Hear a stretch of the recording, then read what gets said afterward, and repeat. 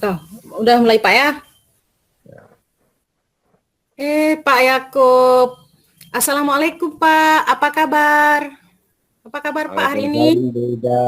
Waalaikumsalam Bu Ida. Alhamdulillah sehat-sehat hari ini, lumayan sehat walaupun ada sedikit lelah kecapean selama ini. Banyak tugas-tugas yang harus saya selesaikan dengan cepat.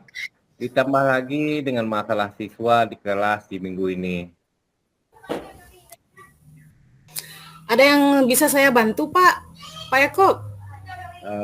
Jika Bu Ida tidak sibuk, boleh kita berbincang sebentar Bu.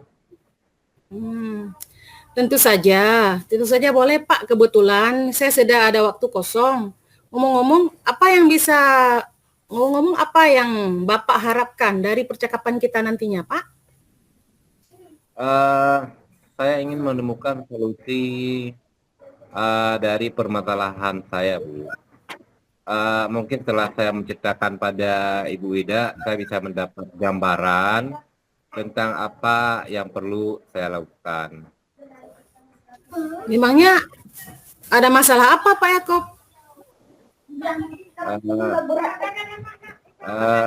Jadi begini, Bu. Ada seorang siswa saya, bila masuk di pelajaran saya, dia tidak terlalu semangat untuk belajar. Bahkan tugas pun jarang dikumpul. Itu yang membuat saya sedikit lelah dalam menghadapinya, Bu. Ya begitu, Bu. Ya, jarang, Bu. Baik Pak, tadi Pak Yakub bilang ada satu siswa yang kurang semangat belajar dan jarang mengumpulkan tugas ya. Apakah belajar sudah menelusuri dari penyebab masalah selama ini? Sudah, Bu. Saya sudah memanggil anak tersebut dan menanyakan penyebab mengapa dia tidak terlalu suka dengan pelajaran saya. Iya. Lalu dari pengalaman Pak Yakub, mengapa dia tidak terlalu suka dengan pelajaran Bapak? Ya, jadi Bu, setelah saya amati dan saya menanyakan langsung kepada siswa tersebut, ternyata anak tersebut tidak suka pelajaran IPA. Karena kan pelajaran IPA sekarang sudah digabungkan Gitu. dengan pelajaran lainnya. Dari pelajaran IPA itu ada 3 mata pelajaran, pelajaran IPA ada 3. Dulu kan mereka dipisah-pisahkan, sehingga kalau dulu tuh banyak guru yang ngajar di kelas dia. Kalau sekarang di kurikulum Merdeka kan 6 pelajaran ini digabungkan jadi 1 pelajaran, jadi 1 guru yang masuk. Sehingga membuat anak itu malas membaca dan malah mengikuti pelajaran saya. Itu berdasarkan pengamatan saya. Oh, nah kira-kira seperti apa kondisi ideal yang Bapak Yakub harapkan ada pada murid itu? Saya tentu saja mengharapkan murid tersebut bisa mengikuti pelajaran saya dengan dengan baik seperti murid-murid yang lainnya, Bu. Oh, gitu. Kalau begitu, apakah ada yang bisa Pak Yakub lakukan untuk peningkatan motivasi belajar murid itu, Pak? Mungkin? Iya, ada, Bu. Jadi berdasar pengamatan, ternyata saya kurang menerapkan metode pembelajaran yang baik, sehingga anak tidak semangat untuk mengikuti pembelajaran yang diterapkan. Jadi yang diterapkan itu menggunakan metode pembelajaran yang sesuai dengan kebutuhan anak. Memperbanyak speaking dan memilih metode pembelajaran yang menarik agar siswa berminat belajar dengan saya.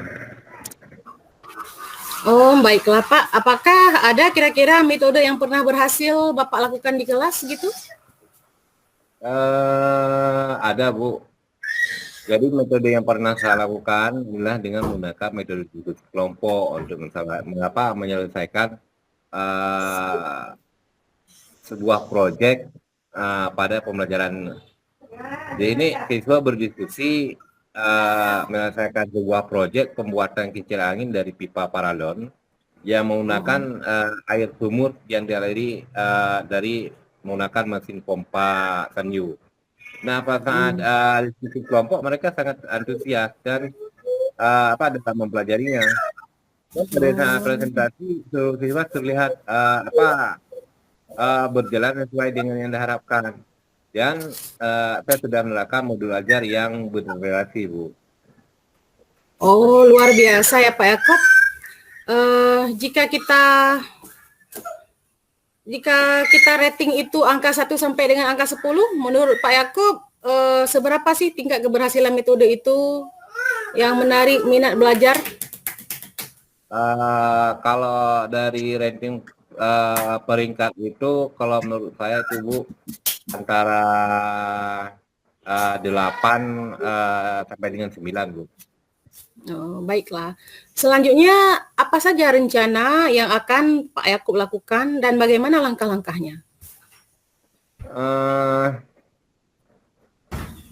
yang akan saya lakukan, saya akan segera menerapkan metode pembelajaran yang bervariasi dan berdiferensiasi dan juga diselingi dengan kegiatan ice breaking yang sangat menarik seperti penari dan tepuk tangan sehingga bisa menggerakkan otot-otot siswa serta mengupdate semua informasi uh, terkait cara mengajar guru yang berpihak pada murid agar mencapai tujuan pembelajaran baik dari segi Iya. murid maupun dari segi saya sendiri sebagai pendidik. Oh, bagus ya Pak. Baik Pak. Kira-kira kalau menurut Bapak, siapa yang bisa membantu Pak Yakob dalam menyusun maupun melaksanakan rencana tersebut, Pak? Yang bisa membantu saya menyusun rencana ini ada kepala sekolah, rekan sejawat, dan juga tak lupa saya komunikasikan hal ini pada wali murid atau orang tua murid. Luar biasa Pak ya. Kira-kira berapa lama Pak Yakob membutuhkan waktu untuk melakukannya, Pak? Kalau ini tidak membutuhkan waktu lama, Bu. Hal ini akan segera saya terapkan secepat mungkin. Hanya saja mungkin pencapaian saja yang membutuhkan waktu yang lama. Karena tidak ada yang instan, ya Bu ya. Oh, betul Pak. Bagus sekali Pak ya. Eh, nah, kapan Pak Yakob bisa melaksanakan rencana ini kira-kira? Ini secepatnya, Bu, akan saya terapkan agar murid mendapatkan hak belajar mereka sehingga terselesaikan pembelajaran yang sesuai dengan yang diinginkan baik bagi murid maupun saya sendiri sebagai guru. Ya, bagus sekali Pak ya. Kemudian Pak Yakob, apa komitmen yang akan Pak Yakob lakukan agar rencana ini berjalan dengan baik? Komitmennya saya akan terus konsisten, Bu. Saya akan konsisten terus menerus belajar dengan mengupdate segala informasi, berkolaborasi dengan rekan-rekan sejawat, berbagi praktik baik dengan guru hebat, baik di sekolah maupun di luar sekolah. Ya. Untuk meningkatkan kompetensi diri saya sebagai seorang pendidik, jadi bisa menerapkan pembelajaran di kelas dengan berbagai metode dan gaya belajar yang menarik. Sehingga kehadiran saya itu di kelas selalu dirindukan oleh murid-murid saya. Ya, saya senang bisa mendengarkan cerita Bapak. Eh, Semoga kita terus saling berbagi ya. Sampai jumpa Pak Yakub. Terima kasih. Assalamualaikum. Waalaikumsalam, Bu Ida. Makasih, Bu Ida.